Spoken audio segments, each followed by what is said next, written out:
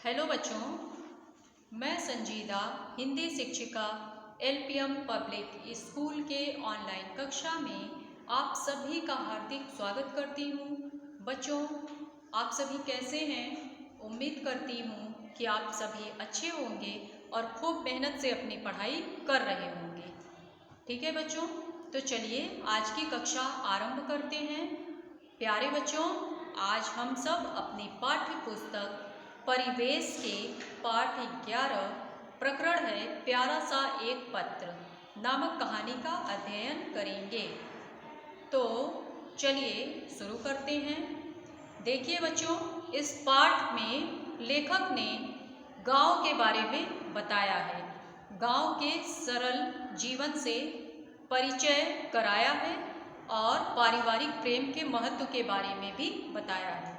इसमें एक लड़की रहती है, वो अपनी सहेली को एक पत्र लिखती है, एक प्यारा सा पत्र, और उस पत्र के माध्यम से वह अपनी सहेली को बताती है कि मैं गर्मी की छुट्टियों में अपने गांव गई थी मम्मी पापा के साथ। गांव में मेरे नाना नानी रहते हैं और गांव का दृश्य कैसा था, गांव में क्या क्या चीज़ें होती हैं, और पूरे गांव का ही वर्णन किया है। ठीक है, तो चलिए इस कहानी को पढ़ते हैं, फिर आप सबके समझ में ये कहानी अच्छे से आ जाएगी। देखिए, इसमें लड़की पत्र लिखती है। प्यारी आस्था, नमस्ते। तुम्हारा पत्र मिला, पढ़कर खुशी हुई कि तुम आगरा घूमने आई हो। पत्र में तुमने आगरा के ताजमहल के बारे में बताया है। तुम्हारे अनुभव जानकर मेरा मन भी ताजमहल देखने को कर रहा है। फिर यह पत्र मैंने तुम्हें अपनी गर्मी की छुट्टियों के बारे में बताने के लिए लिखा है। वह बताती है कि जब मैं गांव अपने नाना नानी के पास गई थी तो मेरे गांव का नाम सबसे पहले बताती है। मेरे गांव का नाम चंदनपुर है और मेरे नाना जी वहाँ के जमींदार हैं। गांव की सड़कें पक्की नहीं हैं, धूल और मिट्टी वहाँ पर चारों ओर फैली हुई है। लोग वहाँ पर कुएं का पानी भरने जाते हैं और गांव के लोग बेड टी नहीं लेते, बल्कि सुबह सुबह गर्म दूध पीते हैं और नहा धोकर पूजा करते हैं। वे लोग सादा जीवन बिताते हैं और बहुत ही परिश्रमी होते हैं। और वहाँ पर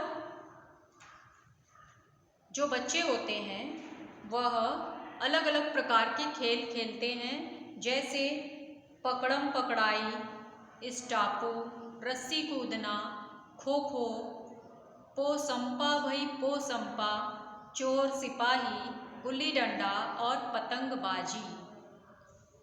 ठीक है बच्चों, ये सारे खेल गांव के बच्चे खेलते हैं। और गांव के लोगों का पहनावा भी अलग होता है।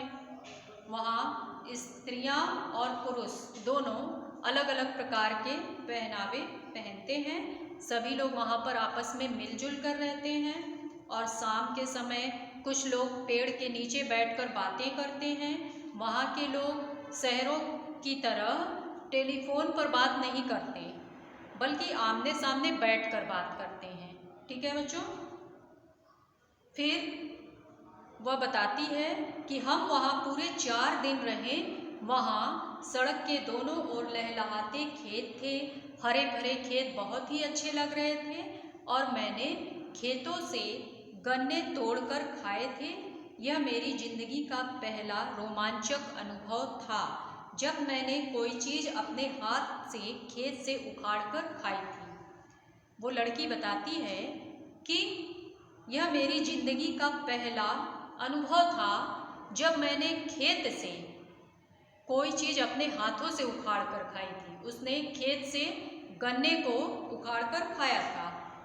और बताती है मेरी नानी ने मुझे हाथ से सिले हुए कपड़े भी दिए और इन 4 दिनों में मेरी बहुत सारी सहेलियां भी बन गई थी। मेरा मन तो शहर आने को बिल्कुल नहीं कर रहा था, लेकिन पिताजी को दफ्तर से इतनी ही छुट्टियां मिली थी, इसलिए हमें जल्दी वापस लौटना पड़ा और हम सभी ने वहाँ पर खूब मज़े किए। तो समझ में आया बच्चों? पत्र के माध्यम से जो लड़की रहती है वो अपने सहेली को गांव के बारे में बताती है कि गांव में कैसा दृश्य होता है। तो इस कहानी का क्या उद्देश्य है? यही कि गांव के लोगों का जीवन सरल होता है और हमें पारिवारिक प्रेम के महत्व को समझना चाहिए। ठीक है बच्चों, ये पाठ पत्र शैली में लिखा गया है। पत्र शैली, ये कहानी जो है इसको पत्र शैली में लिखा गया है। शैली का अर्थ होता है तरीका। तो आप सभी बच्चे भी गांव के जीवन को समझिए कि गांव में कैसा लगता है। ठीक है, और क्या आप कभी गांव गए हैं? और अगर आप कभी किसी गांव जाते हैं तो वहाँ पर आप क्या देखना पसंद करेंगे? गांव में आपको कैसा लगेगा? ठीक है, इन सब बारे में किसी कॉपी पर आप लोग अपने विचार लिखिए।